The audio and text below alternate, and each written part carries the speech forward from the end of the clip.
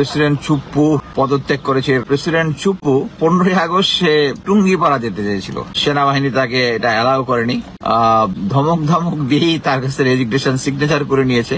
Army giving brief about Ziaul Hasan custody, ওর কাছে সমস্ত ইনফরমেশন আছে, কে কখন কি করছে, এবং যত মন্ত্রী মিনিস্টার আছে সবাইকে। এই জন্য তাকে হয়তো বলে দিচ্ছে যে বাড়ি যেতে দাও, বাড়ি চলে গেলে সবচেয়ে সেফ হইতো। বাট আমি যেটা মনে করি এট প্রেজেন্ট তাকে যদি রাজ সাক্ষী করা হয়, এই আওয়ামী লীগের যত আছে সবকিছু বেরিয়ে যাবে। আমার মনে হয় গোয়েন্দা সংস্থা শুড ওয়ার্ক অন ইট।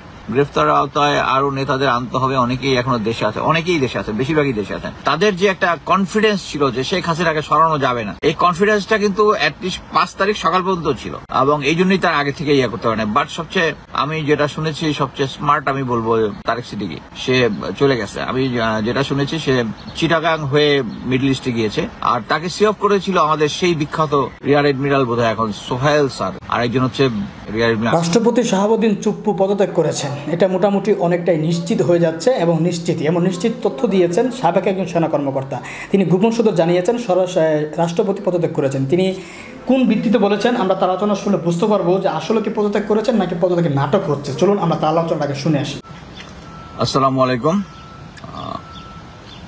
অনেকদিন পরে আবার লাইভে আসলাম। অ্যাকচুয়ালি আগে যেটা করতাম একটু লেখালেখি করতাম, লেখালেখিতে অ্যাকচুয়ালি টাইম একটু বেশি লাগতো, বাট লাইভটা করার সময় দেখলাম যে লাইভটা কিছুক্ষণের মধ্যে চলে আসা যায়, রেডি থাকলে হয়, কথা বললে সময় অনেক কম লাগে। আমি অ্যাকচুয়ালি গত মঙ্গলবার দিন একটা তথ্য পেয়েছিলাম যে আমার সেই প্রাক্তন বন্ধু জিয়াউল হাসান, সে ছিল নক্ষত্র বিল্ডিং এ ক্যান্টনমেন্টে, তাকে মঙ্গলবার দিন তার জিনিসপত্র সব শিফট করে তার যে জলশিরি আবাসনে যে সে একটা 8তলা বাড়ি করেছে ওখানে সে শিফট করেছে। ওখানে নাকি আমি ওই দিন খবর পেলাম সন্ধ্যায় যে ওর ওখানে নাকি 8 বাক্স ভর্তি ফরেন কারেন্সি মানে ডলার, মেইনলি ডলার পাওয়া গেছে। তা আমি হঠাৎ করে বললাম যে এটা তো আমার কাছে আরো আগে আসার কথা, কেন আসলো না? আমি আরো কয়েকটা সোর্সে খোঁজ নিলাম, কনফার্ম করতে পারলাম না, বাট আজকে কনফার্ম করলাম অ্যাকচুয়ালি টোটাল তার বাসায় ক্যাশ পাওয়া গেছে নাকি $2 মিলিয়ন। আনথিঙ্কেবল। এনিওয়ে, সে এখনো সেনাবাহিনীর কাস্টাডিয়াতে আছে আমি যতটুকু জানি।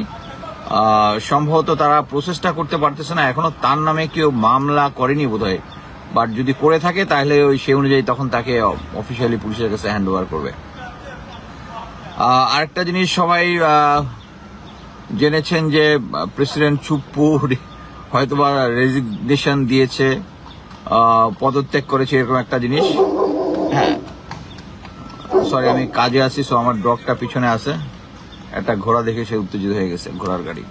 আচ্ছা, যেটা বলতেছিলাম যে যেটা শুনলাম যে প্রেসিডেন্ট চুপ্পু 15ই আগস্ট সে টুঙ্গিপাড়া যেতে চেয়েছিল।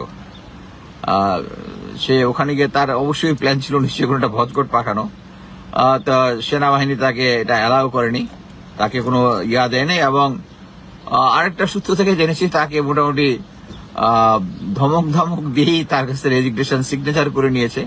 বাট এটা এখনো হয়তো পাবলিক করবে না, কারণ তাহলে আইনগত সাংবিধানিক অনেক জটিলতার সৃষ্টি হবে। সে যদি পদত্যাগ করে তখন আবার ইয়া চলে আসবে, এখানে কি বলে স্পিকার চলে আসবে, মানে কিছু জিনিসপত্র থাকবে। সো এ কন্ট্রোল চুপ্পু ইজ বেটার দেন নো চুপ্পু, সম্ভবত এই ধরনের একটা ডিসিশনে সে এখনো আছে আর কি।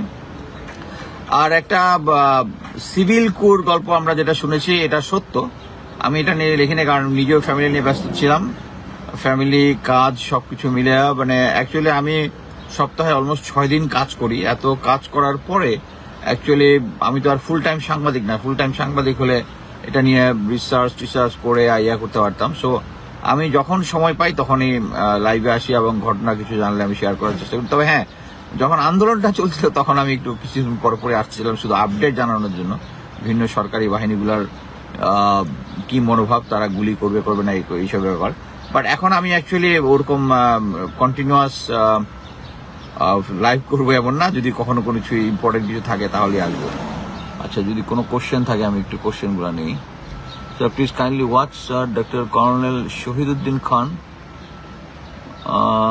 and share you thought. বুঝি নাই। Please kindly watch, sir, Dr. Colonel Shahiduddin Khan and share. একটা লিঙ্ক দেওয়া আছে, আমি জানি না কি এটা, এখন দেখার সময় নাই।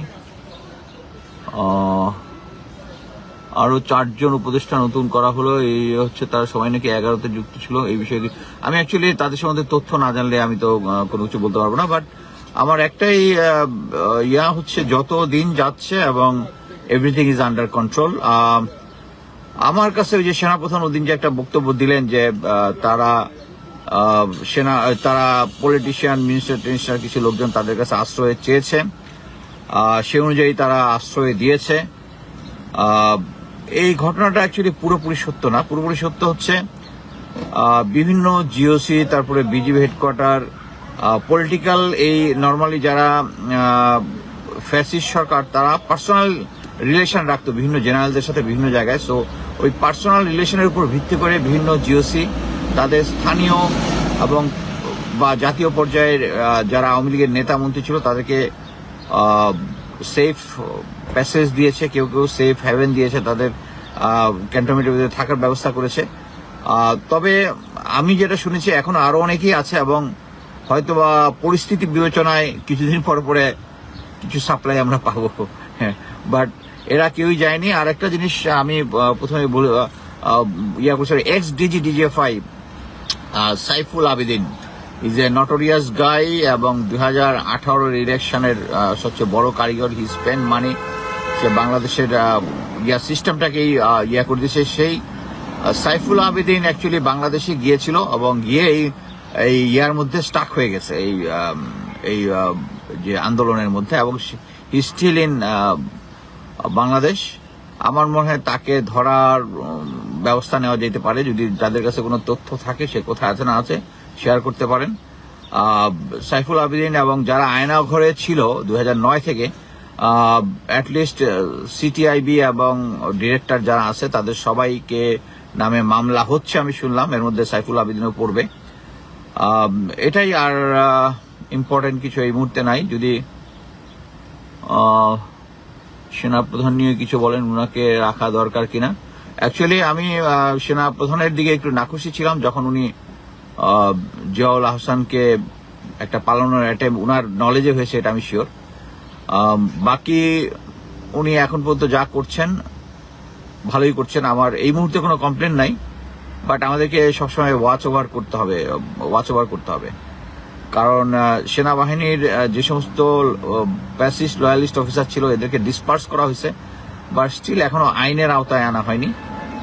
ডিসপার্সটা করাই যেটা হয়েছে, এটা যদি আরো আগে করা হইতো তাহলে এই এতদিন যে অস্থিরতাটা ছিল এটা হইতো না। এটা কিন্তু আমি অনেক আগেই প্রতিটা টক শোতে বলেছি, আমার লাইভে বলেছি যে যত তাড়াতাড়ি এদেরকে ওই জায়গা থেকে সরাই দেওয়া হবে তত তাড়াতাড়ি হবে, এবং তাই হয়েছে। তাদের সরানোর পরেই এখন সিচুয়েশন বেটার হয়েছে এবং ইনশাল্লাহ আরো বেটার হবে। যেহেতু লাইভে এসেছে আরো কয়েকটা কথা একটু বলে নেই, সেটা হচ্ছে আমাদের অ্যাকচুয়ালি এই আওয়ামী লীগ সম্বন্ধে ডিটেলস চিন্তা ভাবনা করতে হবে। আপনারা একটা জিনিস দেখেন যে আওয়ামী লীগ একটা রাজনৈতিক দল হিসাবে আমার কোনো সমস্যা নাই, কিন্তু এই রাজনৈতিক দলটা নিজের ইচ্ছায় বা অনিচ্ছায় এবং তারা যে ভারতের পদলেহন করে, যেটা বাংলাদেশের সম্মানকে ধুলুণ্ঠিত করে, এবং যারা আওয়ামী লীগকে সাপোর্ট করেন তারাও কি এই জিনিসটা বুঝেন না যে আমাদের ভারতের কাছে আমাদের মান সম্মানটা নেই। তারা যা শেখ হাসিনাকে স্লেভ হিসাবে ইউজ করে। এটা আমাদের চিন্তা ভাবনা করতে হবে এবং ভবিষ্যতে আমাদের এটা জিনিসটা নিয়ে ভাবতে হবে যে এই রাজনৈতিক দলটা যদি আমাদের দেশে এক্সিস্ট করে এবং এখনো ভারত একটা মুখে তারা বলেছে যে তারা প্রফেসর ইউনূসের সাথে কাজ করবে, কিন্তু অনগ্রাউন্ডে তারা শেখ হাসিনা এখনো ভারতে আছে, ওখান থেকে সে তার দলের লোকজনকে উস্কানি দিচ্ছে। বিভিন্ন ভিডিও আমরা দেখেছি, ফোনে কথা বলতেছে তাদের লোকজনের সাথে। এটা একদম অ্যাকসেপ্টেড না। এবং ভারতের যে অ্যাগ্রেসিভ কূটনৈতিক তৎপরতা, এটা আমাদের human rights, united nation human রাইটসের সাম তুর্ক, সমস্ত টার্কিশ, তার সাথে কথা হয়েছে আমাদের প্রধান উপদেষ্টা ফখরুদ্দিন প্রফেসর ইউনূসের কথা হয়েছে। এবং এখন আমি যেটা জেনেছি সোমবার দিন তারা ফার্স্ট 3 জনের একটা দল বাংলাদেশে আসবে।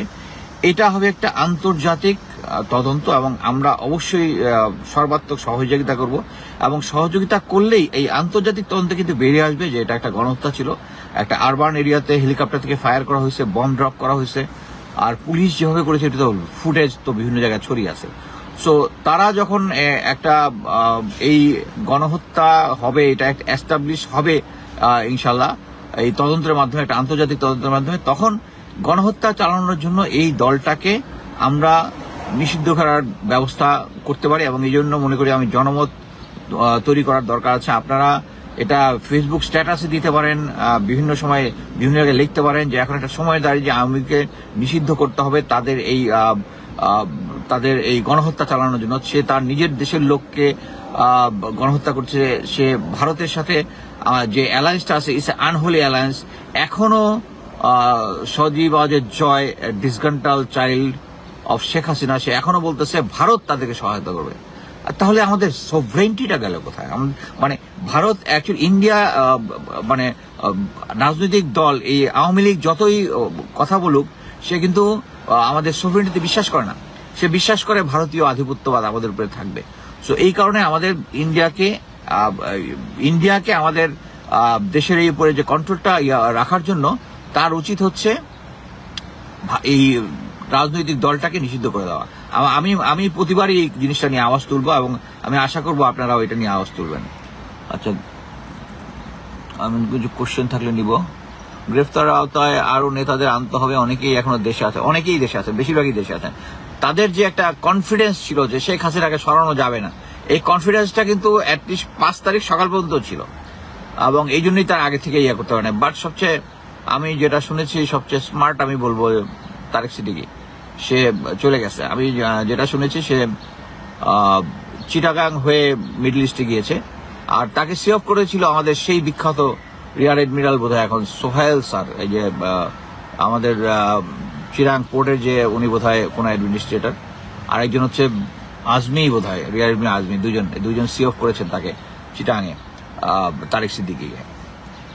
আপনি বাংলাদেশে কবে আসবেন? ভাই আমি আর এই বছর আসবো না, আমার ছুটি নাই। সশস্ত্র উদ্দেশ্য জেনারেল শাখাওয়াত স্যার তো আওয়ামী লীগের শুভাঙ্কি, হোয়াট ডু ইউ থিঙ্ক? আমি এটা আগেই বলছি, হি মাস্ট গো। তার মতো লোকের এখানে এসে যে সে জিনিসটা করতেছে একদম এক্সাক্ট ইন্ডিয়া যেটা চাচ্ছে যে তাকে আবার তারা তো স্ট্রংলি এখনো ইন্ডিয়ার পিছনে, আওয়ামী লীগের পিছনে, সেটা স্পষ্ট দেখতেছি।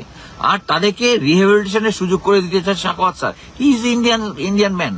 আমরা এত চিৎকার চেঁচামেচি করেছি যে জেনারেল ইকবাল করিম ভুঁইয়াকে আনা যাবে না, ইন্ডিয়ান ম্যান। বাট এইদিকে ঠিকই কিন্তু ইন্ডিয়া তাদের প্ল্যান A B C সবকিছু আছে। আরেকটা আমরা তো দেখতেছি যে পুরা বাংলাদেশে যত শেখ মুজিবের মূর্তি আছে সব ধ্বংস করা হয়েছে, কিন্তু একটা রয়ে গেছে BMA, বাংলাদেশ মিলিটারি একাডেমি, যেখানে আমাদের ইয়াং অফিসাররা ইন্টারমিডিয়েট পাস করে ওখানে ঢুকবে, ওখানে ঢুকিয়ে প্রথমে দেখবে বিশাল বঙ্গবন্ধুর মূর্তি, এটা তারপরে সাইকোলজিকে ইম্প্যাক্ট করবে, এটাকে ইমিডিয়েটলি ধ্বংস করে দিতে হবে। আর এটা কে এখানে স্থাপন করেছে জানেন? এই BMA এর যে এটা করেছে হচ্ছে ইন্ডিয়াতে এটা তৈরি করে নিয়ে আসছে জেনারেল ইকবাল করিম ভুঁইয়া, ইন্ডিয়ার মানে আমার ভাষায় উনি হি ওয়ার্কস ফর ইন্ডিয়া। সেনাপ্রধান থাকার সময় ইন্ডিয়া থেকে এই ইয়াটাকে নিয়ে আসছেন, এই বঙ্গবন্ধুর এই মূর্তিটা, সরি বঙ্গবন্ধু বলি কেন তাকে, সে হচ্ছে শেখ মুজিব, সে তার এই মূর্তিটা বানিয়ে এনে এখানে স্থাপন করেছে। উনি আরো অনেক কিছু করেছে। আমাদের যে সার্ভিস ড্রেস যেটা হচ্ছে সিরিমোনিয়াল ড্রেস, এটা ছিল খাকি, এটাকে উনি করেছে জলপাই কালার করেছে। আচ্ছা, কাদের আছে জলপাই কালার? ইন্ডিয়ার সার্ভিস ড্রেস জলপাই কালার, আমাদেরটা একই রকম করে দিয়েছে, খুব ভালো। উনি অ্যাকচুয়ালি ইন্ডিয়ান লোক না, এমনি নিজের ভালো লাগছে তাই করে ফেলছে আর কি। এক পার্টি বলার চেষ্টা করেন যে উনি এটা এমনিই করেছেন, উনি তো ভিশনারি লোক। ইন্ডিয়ারটা জলপাই হলে আমাদেরটা জলপাই কেন করতে হবে? Not accepted. এই মুরেলটা যেটা করেছে শেখ মুজিবের, এটা ইমিডিয়েটলি করতে হবে। তারপরে একটা স্কুলে এবং আমার স্ট্যাটাসের মধ্যে আসা আর হচ্ছে ইউনিভার্সিটিতে শেখ কামাল আমাদের জেনারেল ওসমানীর খবর নাই, যে ছিল বস ছিল, তার খবর নাই। তার ADC যে কোনোদিন সামনে যুদ্ধে যায় নাই তার মূর্তি বানায় রাখছে সেনাবাহিনী। এগুলা আওয়াজ তোলেন, এগুলাকে ধ্বংস করতে হবে। আচ্ছা sir, why is not army chief giving brief about Ziaul Hasan custody? এটার খুব সুন্দর একটা ইয়ে আছে, ওর কাছে সমস্ত ইনফরমেশন আছে, কে কখন কি করছে, উনি কি সেনা প্রধান হওয়ার জন্য ইন্ডিয়াকে কোনো লবিং করেছেন কিনা, এটা যদি রেকর্ড থাকে তো উনি তো তার হাতে ধরা। এবং যত মন্ত্রী মিনিস্টার আছে সবাইকে এই জন্য তাকে হয়তো বলে দিচ্ছে যে এটাকে বাড়ি যেতে দাও, বাড়ি চলে গেলে সবচেয়ে সেফ হইতো। বাট আমি যেটা মনে করি অ্যাট প্রেজেন্ট তাকে যদি রাজসাক্ষী করা হয়, এই আওয়ামী লীগের যত আছে সবকিছু বেরিয়ে যাবে। আমার মনে হয় গোয়েন্দা সংস্থা should work on it. Sir, একটা টক শোতে দেখলাম বাংলাদেশ নাকি কোনো জিনিস প্রতিরক্ষা নীতি নাই, এই জন্য কি ভারত আমাদের সর্বত্র এত না প্রতিরক্ষা নীতি নাই আমাদের এটা, বাট একটা ড্রাফট নীতি আছে, এটা এখনো অ্যাপ্রুভ করে নাই। বাট জিনিসটা হচ্ছে প্রতিরক্ষা নীতি এমন একটা জিনিস, আমি এটা না থাকাকে কেউ নেগেটিভ করে কিছু দেখি না। আমি যদি একটা প্রতিরক্ষা নীতি থাকি, তাহলে আমাদের শত্রু দেশ জানবে যে আমাদের নীতি এটা, আমরা এই সময় এই কাজ করব। যদি নীতি না থাকে যুদ্ধের সময় we can take any decision, এটাকে আমি খারাপ কিছু দেখি না। মানে নীতি একটা থাকা মানে হচ্ছে একটা ডক্ট্রিনের মধ্যে আমাকে ওইটা অনুযায়ী চলতে হবে। যুদ্ধ সবসময় হচ্ছে ফ্লুইড সিচুয়েশন, এই সময় একটা নীতিমালার ভিতরে যুদ্ধ চলবে না। ওই সময় একটা ফ্লুইড সিচুয়েশনে যে কোনো ধরনের তখন আমরা একটা নীতিমালার মধ্যে বাইন্ডিং না থাকলেও হয়। বাট একটা আমি মনে করি, আমি এই ব্যাপারে এক্সপার্ট না, বাট আমি মনে করি যে একটা ফ্লেক্সিবল একটা থাকতে পারে, বাট না থাকাটা একদম কঠিন খারাপ কিছু না। Sir, why is not army chief giving any brief on, ওটা বললাম। Sir, why is not army chief giving, আচ্ছা একই কোশ্চেন। স্যার, জিয়াউল হাসানকে বিচারের মুখোমুখি আনা হচ্ছে না, আমার মনে হয় তার নামে এখন পর্যন্ত কোনো মামলা নেই। একটা জিনিস বুঝতে হবে, এর আগ পর্যন্ত আমি ছাড়া তো মনে হয় না কেউ জিয়াউল হাসানের সম্বন্ধে কেউ কিছু লিখেছে, কেউ কিছু বলেছে, কেউ লিখেছে। আমি ছাড়া তো কেউ লেখে নেই। আমি দেখলাম রিসেন্টলি তার নামে কিছু লেখা বের হচ্ছে। স্যার, তার নামে তো মামলা হইতে হবে, মামলা না থাকলে তো দিতে পারবে না। সে তো একদম পাবলিক ডিমান্ডে, সে একবার পালাতে গেছিল, আমরা এটা থামাই দিতে পারছি হচ্ছে পাবলিক ডিমান্ডে, সে জানে, এই জন্যই আছে। সো একটা মামলা টামলা হলে অবশ্যই তাকে, আমার মনে হয় তাকে হ্যান্ড ওভার করে দেওয়া হবে। সো হোয়াই নট আর্মি, একটা টক শো হচ্ছে আর কি, রাশিয়া কি কোনো ভূমিকা নেবে এখানে স্যার, যেমন ভারত নিয়েছে? আমি এখন পর্যন্ত রাশিয়ার কোনো ভূমিকা দেখতেছি না। আর্মি চিফ, ওকে এনিওয়ে, আমি অ্যাকচুয়ালি কিছুক্ষণ পরে কাজে চলে যাব আর কি, ম্যানহাটন এলাকায় আসছি। সো আমার কাছে যদি কোনো আপডেট থাকে আমি জানাবো। ধন্যবাদ।